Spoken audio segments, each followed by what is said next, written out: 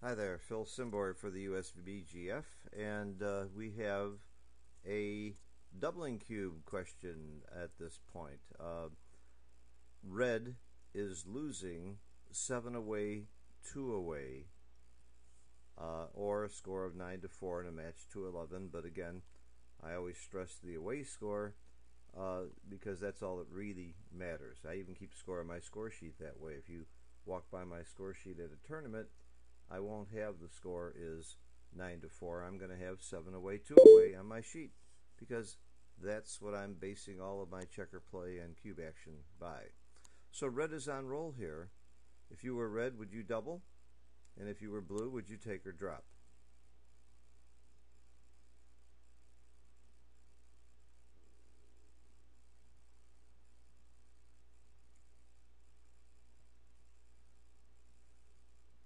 Okay, I gave a lecture in Los Angeles called Playing from Behind, and because of time, I didn't get to discuss some of the actual positions that I was going to be showing. I showed just a couple of them, and I didn't get to show this one, but I did have a PowerPoint with the major points and probably the most important things to remember when you have a lopsided score and one player is way ahead is that it's human nature to play uh, too strongly and too wildly and double too soon and play your checker plays too aggressively when you're way behind. You panic.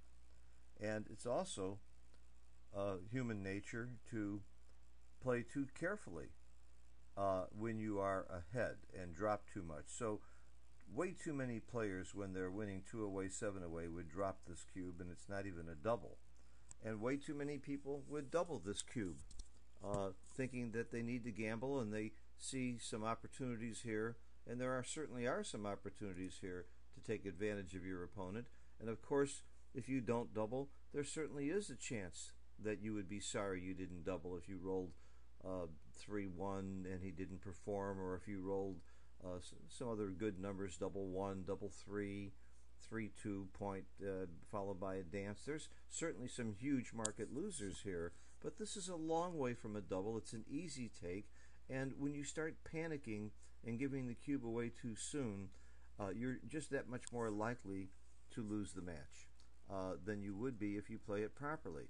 The major reason to double any time and any score when you think your opponent has a take or when you know your opponent has a take, there's really only one major reason to give the cube, and that's if you're likely to lose your market on the next roll.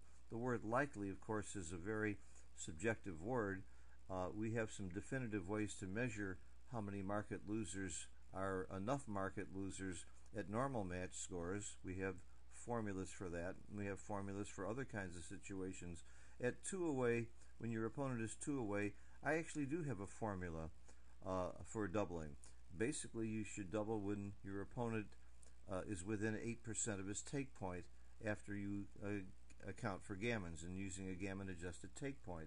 And here, it's not even close. I won't go into detail on how to calculate the 8%, but the point is, you're not very likely to lose your market too much. There just aren't that many rolls, and by the way, it has to be your roll followed by his roll, where he wouldn't be taking next time. That means it would be a big mistake not to double at this point.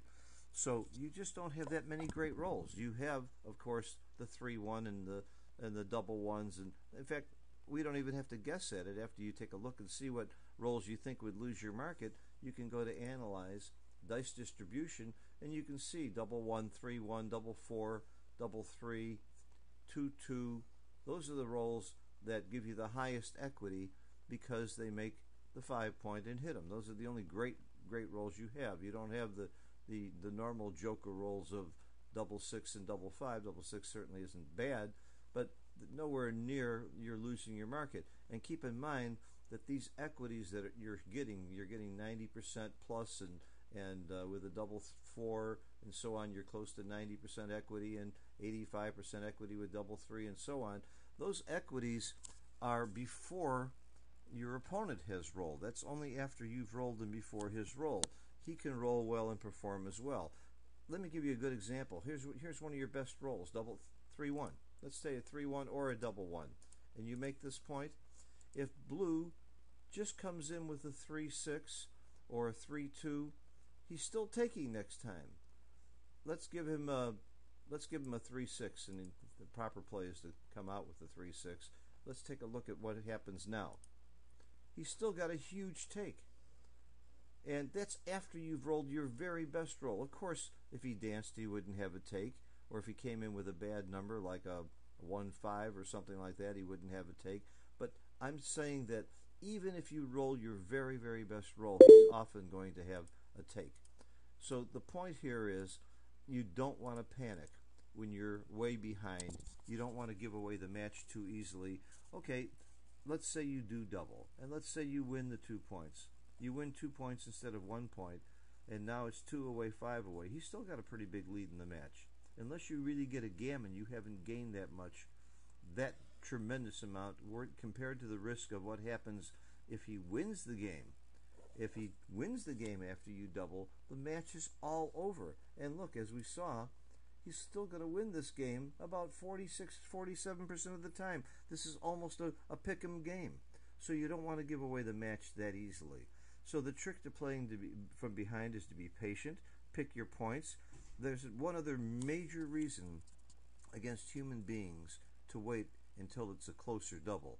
And the major reason is you might take advantage of his propensity to drop too much and to play too carefully. You might get some free points along the way. Before you know it, you've doubled 2 or 3 times and you picked up 1 point each time, and now it's 2 away, 4 away, or 2 away, 5 away, or 2 away, without putting the match at risk by giving him a 2 cube. So that's the other problem with doubling way too soon, that unless he's a very, very poor player, you're likely to get a take just about every time.